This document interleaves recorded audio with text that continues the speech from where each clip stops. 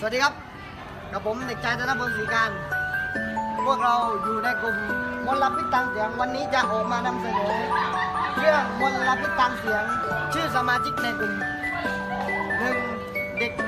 นายดลยวิทย์จินาราช 2. นายธนพลศรีการ 3. นายนวพลแซ่ซุ่น 4. นางสาวพิชยาพรจินดากุล 5. นางสาวสุริรัตน์จันทร์ผลึกเละ 6. นางสาวชนิการบัวแก้ว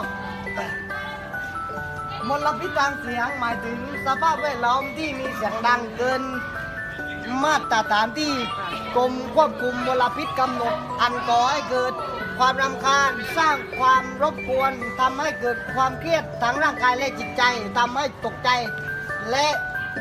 ถึงขั้นเป็นอันตรายต่อสุขภาพอนามัยได้เช่นเสียงที่ดังมากหรือเสียงที่ดังยาวหรือต่อเนื่องเสียงรบกวนคือเสียงผู้ได้ยินประเภทของแหล่งกำเนิดมลพิษเสียงส่วนใหญ่เกิดจากการกระทำของมนุษย์แบ่งออกเป็น2ประเภทคือประเภทที่1ประเภทเคลื่อนที่ได้แก่เสียงจากยานพาหนะทางบกได้แก่รถยนต์รถไฟ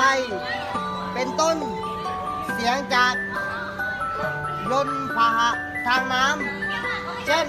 เรือหางยาวเป็นต้นเสียงจากพาหะทางอากาศเช่นเครื่องบิน 2. ประเภทที่อยู่กับที่ได้แก่สถานประกอบต่างๆเช่นสวนสนุกเสียงจากเครื่องมือเครื่องกลเช่นเครื่องเจาะคอนกรีตและเสียงจากปรากฏการณ์เช่นฟ้าผ่าฟ้าร้องฝนตก ผลกระทบจากมลพิษทางเสียงแบ่งเป็น3ลักษณะคือ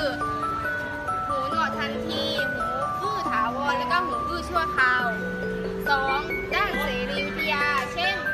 ผลกระทบต่อการหมุนเวียนของเลือด 3. ด้านจิตวิทยาเช่นการสร้างความรำคาญ 4. ด้านสังคมกระทบต่อการสร้างมนุษยสัมพันธ์ที่ดีทำให้ขาดความสงบ 5. ด้านเศรษฐกิจมีผลผลิตตกต่ำเนื่องจากประสิทธิภาพการสร้างงานลดลง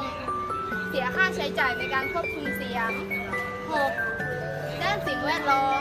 มีผลต่อการดำรงชีวิตของสัตว์แนวทางการแก้ไขปัญหา 1. กำหนดให้มีมาตรฐานควบคุมระดับความดังของเสียง 2. ควบคุมระดับความดังของเสียงจากแหล่งกำเนิดให้อยู่ในระดับที่มีมาตรฐานตามกฎหมายกำหนด 3.